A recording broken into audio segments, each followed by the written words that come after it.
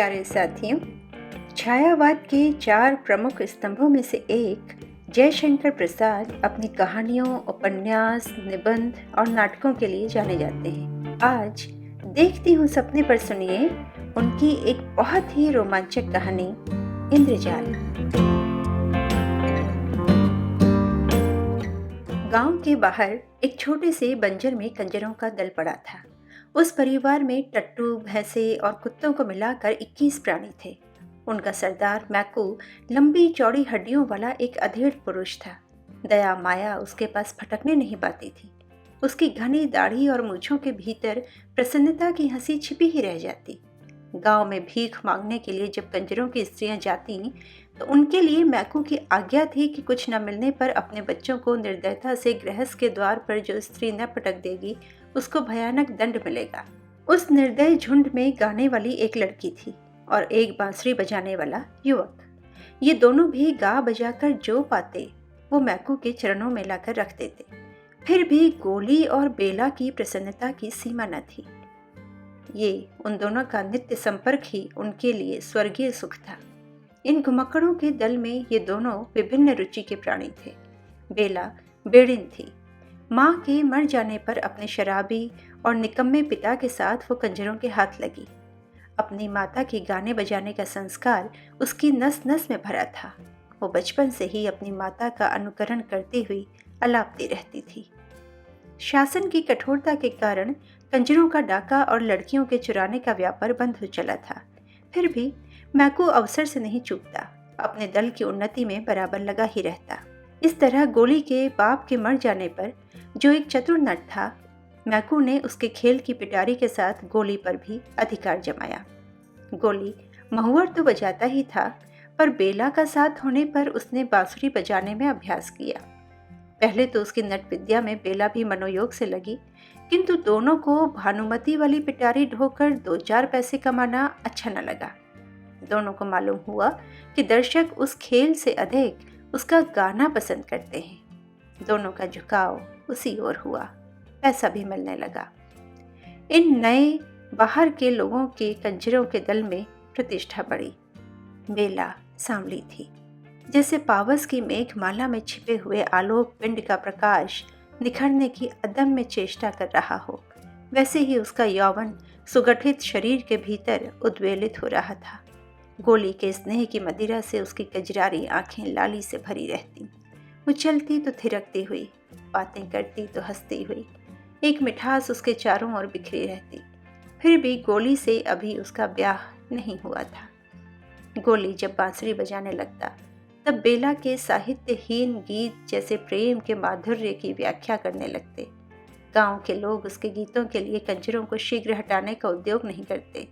जहां अपने सदस्यों के कारण कंजरों का वो दल घृणा और भय का पात्र था, वहां गोली और बेला का संगीत आकर्षण के लिए पर्याप्त था। किंतु इसी में एक व्यक्ति का अवांछनीय सहयोग भी आवश्यक था। वो था भूरे। छोटी सी ढोल लेकर उसे भी बेला का साथ करना पड़ता। भूरे सचमुच पूरा भेड़िया था। गोली अधरों से बांसुरी लगाए अर्धनिमीलित आंखों के अंतराल से बेला के मुख को देखता हुआ जब हृदय की फूंक से बांस के टुकड़े को अनुप्राणित कर देता, तब विकट घृणा से ताड़ित होकर भूरे की भयानक थाप ढोल पर जाती। क्षण भर के लिए जैसे दोनों चौंक उठते। उस दिन ठाकुर के गढ़ में बेला का दल गाने के लिए गया था। पुरस्कार में रुपए कपड़े तो मिले ही थे, बेला को एक अंगूठी भी मिली थी। मैकू उन सबको देखकर प्रसन्न हो रहा था। इतने में सिरकी के बाहर कुछ हल्ला सुनाई दिया। मैकू ने बाहर आकर देखा कि भूरे और गोली में लड़ाई हो रही है। मैकू के कर्कश स्वर से दोनों भयभीत हो गए। गोलू ने कहा, मैं बैठा था, भूरे ने मुझे गालियां दी, फिर भी मैं न बोला। इस पर उसने मुझे जोर से पैर की ठोकर लगा दी। अरे, और ये समझता है कि मेरी बांसुरी के बिना बेला गा नहीं सकती। मुझसे कहने लगा कि आज तुम ढोलक बेताल बजा रहे थे। भूरे का कंठ क्रोध से भर्राया हुआ था। मैं तो हंस पड़ा। वो जानता था कि गोली युवक होने पर भी सुकुमार और अपने प्रेम की माधुरी में विह्वल, लचीला और निरीह था। अपने को प्रमाणित करने की चेष्टा उसमें थी ही नहीं। वो आज जो कुछ उग्र हो गया, इसका कारण है केवल भूरे की प्रतिद्वंदिता। बेला भी वहां आ गई थी। उसने घृणा से भूरे की ओर देखकर कहा, तो क्या तुम सचमुच बेताल नहीं बजा रहे थे? मैं बेताल न बजाऊंगा तो दूसरा कौन बजाएगा? अब तो तुमको नए यार न मिले हैं। बेला, तुझको मालूम नहीं, तेरा बाप मुझसे तेरा ब्याह ठीक करके मरा है। इसी बात पर मैंने उसे अपना नेपाली का दोगला टट्टू दे दिया था, जिस पर अब भी तू चढ़कर चलती है। भूरे का मुंह क्रोध के झाग से भर गया था। वो और भी कुछ बकता, किंतु मैकू की डांट पड़ी। सब चुप हो गए। उस निर्जन प्रांत में जब अंधकार खुले आकाश के नीचे तारों से खेल रहा था, तब बेला बैठी हुई कुछ गुनगुना रही थी। कंजरों की झोपड़ियों के पास ही पलाश का एक छोटा सा जंगल था। उनमें बेला के गीत गूंज रहे थे। जैसे कमल के पास मधुकर को जाने से कोई रोक नहीं सकता, उसी तरह गोली भी कब मानने वाला था। आज उसके निरीह हृदय में संघर्ष के कारण आत्मविश्वास का जन्म हो गया था। अपने प्रेम के लिए, अपने वास्तविक अधिकार के लिए झगड़ने की शक्ति उत्पन्न हो गई थी। उसका छुरा कमर में था, हाथ में बांसुरी थी। बेला की गुनगुनाहट बंद होते ही बांसुरी में गोली उसी तान को दोहराने लगा। दोनों वन विहंगम की तरह उस अंधेरे कानन में किलकाटने लगे। आज प्रेम के आवेश ने आवरण हटा दिया था। वे नाचने लगे। आज तारों की क्षणिक ज्योति में हृदय से हृदय मिले, पूर्ण आवेग में। आज बेला के जीवन में यौवन का और गोली के हृदय में पौरुष का प्रथम उन्मेष था। किंतु भूरा भी वहां आने से नहीं रुका। उसके हाथ में भी भयानक छुरा था। आलिंगन में आबद्ध बेला ने चीत्कार किया। गोली छटक कर दूर जा खड़ा हुआ, किंतु घाव ओछा लगा। बाघ की तरह झपट कर गोली ने दूसरा वार किया। भूरे संभाल न सका। फिर तीसरा वार चलाना ही चाहता था कि मैकू ने गोली का हाथ पकड़ लिया। वो सिर नीचे किए खड़ा रहा। मैकू ने कड़क कर कहा, बेला, भूरे से तुझे ब्याह करना ही होगा। ये खेल अच्छा नहीं। उसी क्षण सारी बातें गोली के मस्तक में छाया चित्र सी नाच उठी। उसने छुरा धीरे से गिरा दिया। उसका हाथ छूट गया। जब बेला और मैकू भूरे का हाथ पकड़कर ले चले, तब गोली कहाँ जा रहा है इसका ध्यान किसी को न रहा। कंजर परिवार में बेला भूरे की स्त्री मानी जाने लगी। बेला ने भी सिर झुकाकर इसे स्वीकार कर लिया, परंतु उसे पलाश के जंगल में संध्या के समय जाने से कोई भी नहीं रोक सकता था। उसे जैसे सायंकाल में एक हल्का सा उन्माद हो जाता। भूरे या मैकू भी उसे वहां जाने से रोकने में असमर्थ थे। उसकी दृढ़ता भरी आंखों से घोर विरोध नाचने लगता। बरसात का आरंभ था। गांव की ओर से पुलिस के पास कोई विरोध की सूचना भी नहीं मिली थी। गांव वालों की छुरी, हंसिया और काट कबाड़ के कितने ही काम बनाकर वे लोग पैसे लेते थे। कुछ अन्न यूं भी मिल जाता। चिड़िया पकड़कर, पक्षियों का तेल बनाकर, जड़ी बूटी की दवा और उत्तेजक औषधियों और मदिरा का व्यापार करके कंजरों ने गांव और गढ़ के लोगों से सद्भाव भी बना लिया था।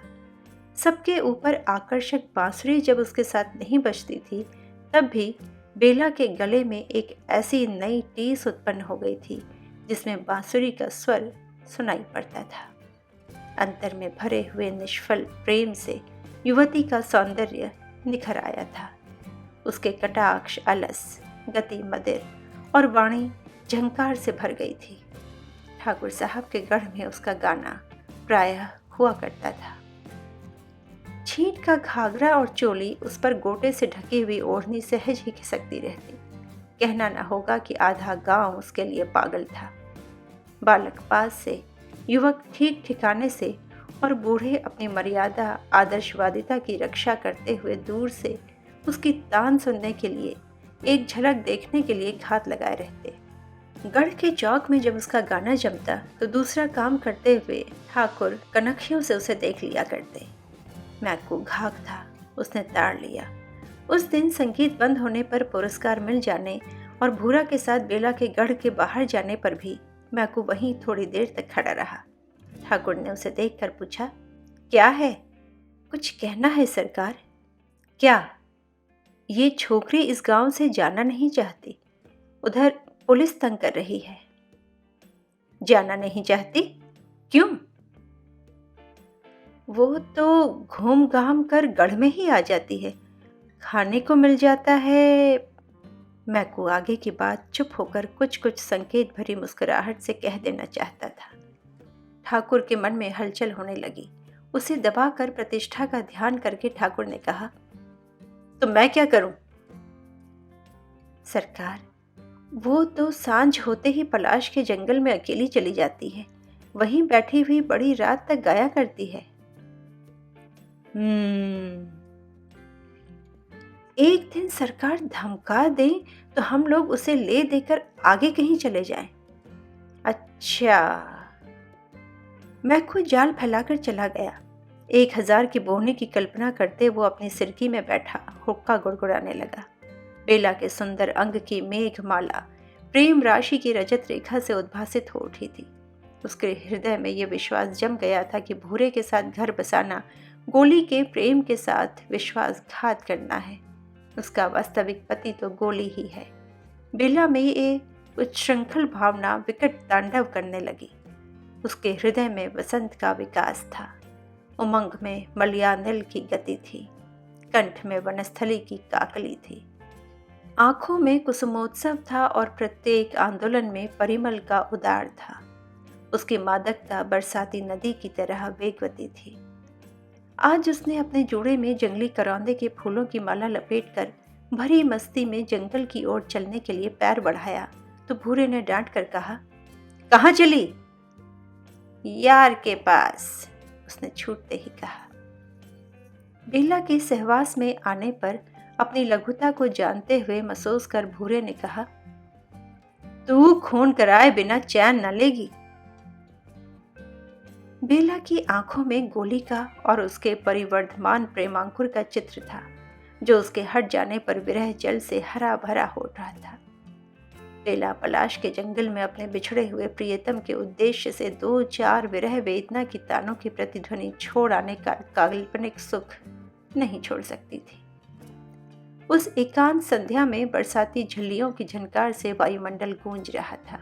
बेला अपने परिचित पलाश के नीचे बैठकर गाने लगी। ऐसा मालूम होता था कि सचमुच गोली उस अंधकार में अपरिचित की तरह मुंह फिराकर चला जा रहा है। बेला की मनोवेदना को पहचानने की क्षमता उसने खो दी है। बेला का एकांत में विरह निवेदन उसकी भाव प्रवणता को और भी उत्तेजित करता था। पलाश का जंगल उसकी कातर कुहक से गूंज रहा था। सहसा उस एकांत को भंग करते हुए घोड़े पर सवार ठाकुर साहब वहां आ पहुंचे। अरे बेला, तू यहाँ क्या कर रही है? बेला की स्वर लहरी रुक गई। उसने देखा ठाकुर साहब, महत्व का संपूर्ण चित्र, कई बार जिसे उसने अपने मन की असंयत कल्पना में दुर्गम शैल श्रृंग समझकर अपने भ्रम पर अपनी हंसी उड़ा चुकी थी, वो सकुच कर खड़ी हो रही, बोली नहीं। मन में सोच रही थी, गोली को छोड़कर भूरे के साथ रहना क्या उचित है, और नहीं तो फिर। ठाकुर ने कहा, तो तुम्हारे साथ कोई नहीं है? कोई जानवर निकल आवे तो? बेला खिलखिलाकर हंस पड़ी। ठाकुर का प्रमाद बढ़ चला था। घोड़े से झुककर उसका कंधा पकड़ते हुए कहा, चलो तुमको पहुंचा दें।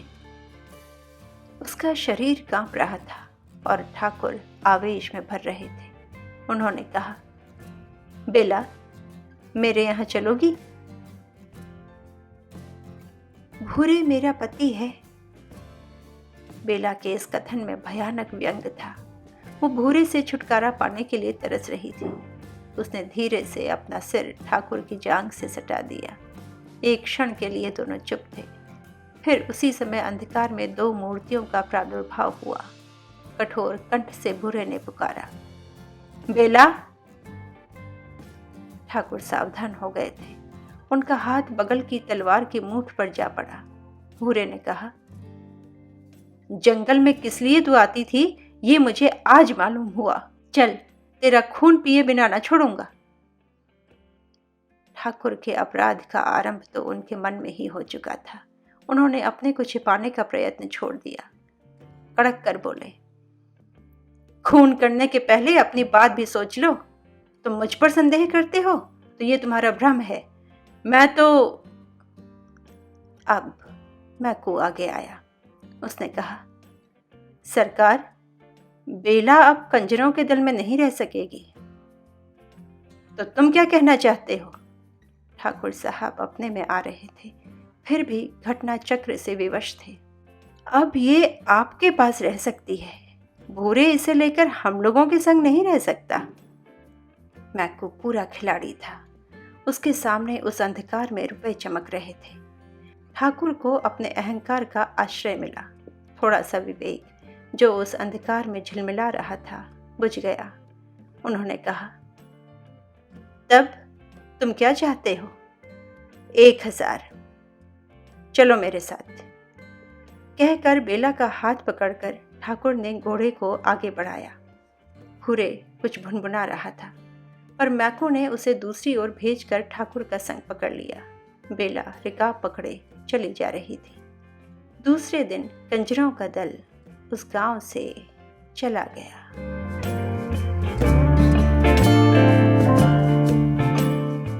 देखती हूँ सपने पर आप सुन रहे हैं जयशंकर प्रसाद की कहानी इंद्रजाल। ऊपर की घटना को कई साल बीत गए। बेला ठाकुर साहब की एकमात्र प्रेमिका समझी जाती है। अब उसकी प्रतिष्ठा अन्य कुलवधुओं की तरह होने लगी है। नए उपकरणों से उसका घर सजाया गया है। उस्तादों से गाना सीखा है। घर के भीतर ही उसकी छोटी सी साफ सुथरी हवेली है। ठाकुर साहब की उमंग की रातें वहीं कटती हैं।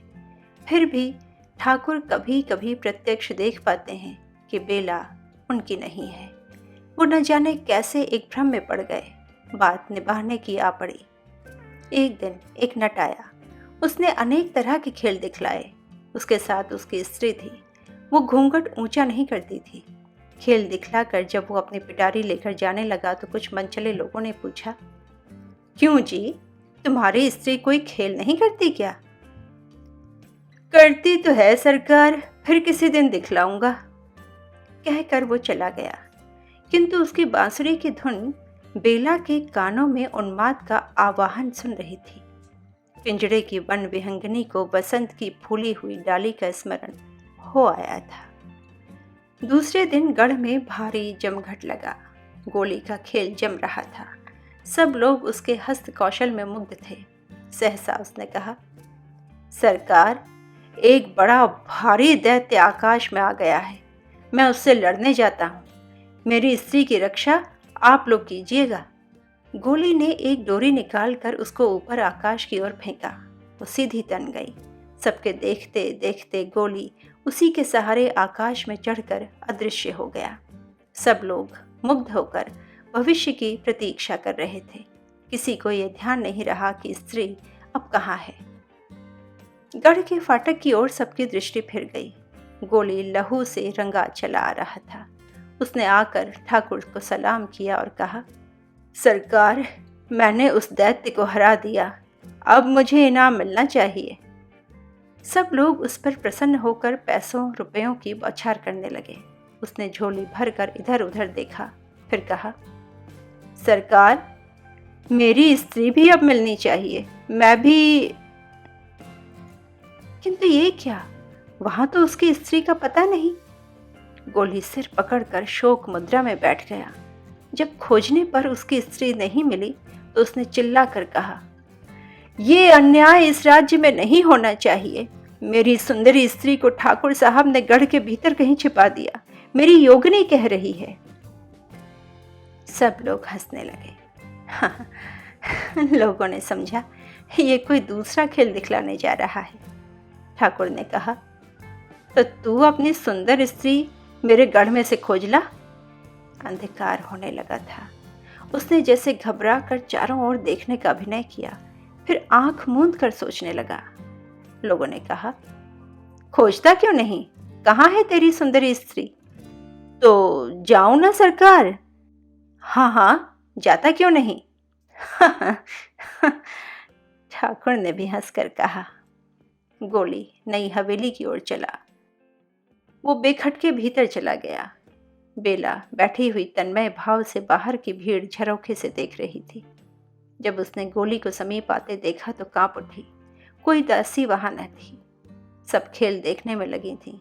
गोली ने पोटली फेंक कर कहा, बेला जल्दी चलो।